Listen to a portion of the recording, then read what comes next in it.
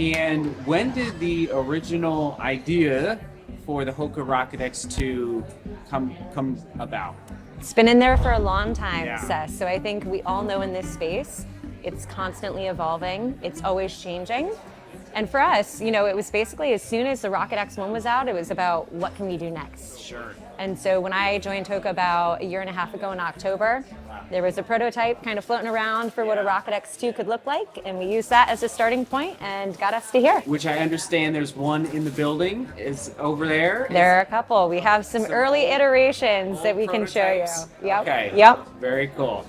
Now, I have them on my feet. I've been running in them over the last 2 to 3 weeks, and in these, CFP, the carbon fiber plate game, a lot of the shoes are leaning toward the 40 millimeter stack height and very high stack height. I'm curious, maybe your thoughts behind the slightly lower stack height of the HOKA Rocket X2. In the final version, we're actually pretty close to that 40 mil World Athletics limit. So we're just about a mil and a half under that at that size 8.5 for men's. Yeah. And for us, we wanted to go as close as we could without feeling like we were adding anything unnecessary, like more weight or extra stuff that might not have necessarily added more benefit. Sure. So felt really good about where we netted out with the final stack heights there and the setup that you have on your feet now. Yeah. And the actual plate. Yes. It's maybe talk about the tuning of that plate and how you decided on that, especially the under the forefoot, the split there. Yeah, it's a pretty dynamic plate design for us and totally different from what we had in the Rocket XV1.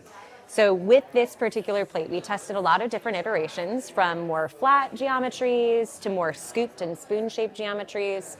And where we ultimately netted up was something that's offset. So it's higher, closer to the heel, and then closer to the ground in the forefoot. And we've just found that actually provides a lot of that propulsive effect and does a lot in terms of mitigating energy loss. Okay.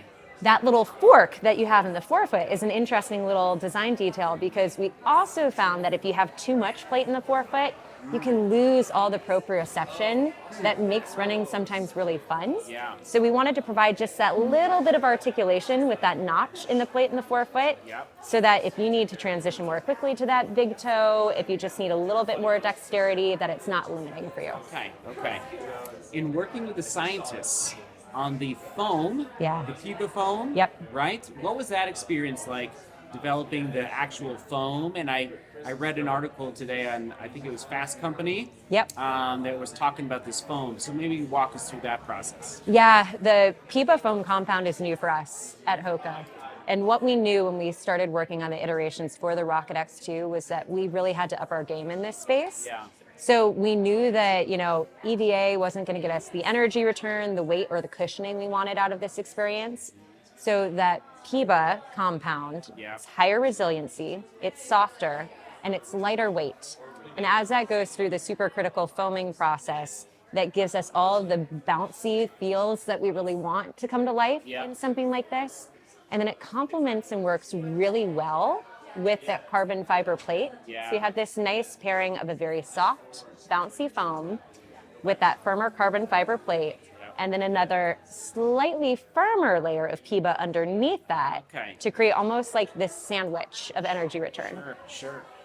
And helps people's feet not get so tired. Totally, right? yeah. That's the whole idea, when you're out there at mile 20 in a marathon and your legs and feet are barking at you. Yeah. Well, it's a fun thing to note that the compounds we're actually using in the Rocket X2, they also happen to be softer than what we have in a lot of different shoes. Yeah. Doesn't always feel like it because there is so much liveliness and rebound to that experience of the foam.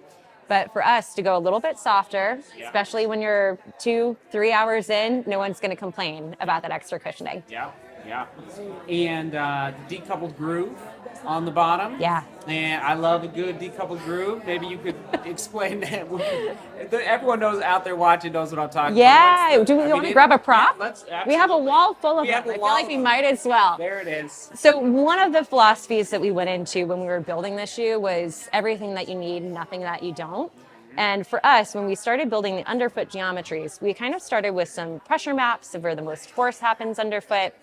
And we started to look at where we could potentially carve away. Yeah. So for us, what we wanted to do was provide a little bit of articulation. So if you're striking heavier laterally, which we typically do, that you have just that little bit of release. But then what we found was this spot through the midfoot and the heel. If you carve away more in that zone, you can actually get some great mechanical cushioning as well.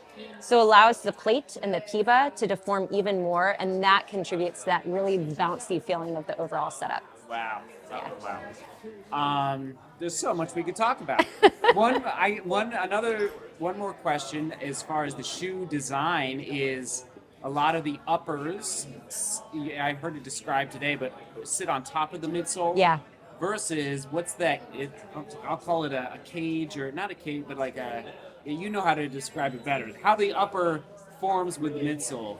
Yeah, one of our core technologies at HOKA is this concept of the active foot frame. Okay. The active foot frame refers to how the sidewall of the shoe, so that foam actually wraps up.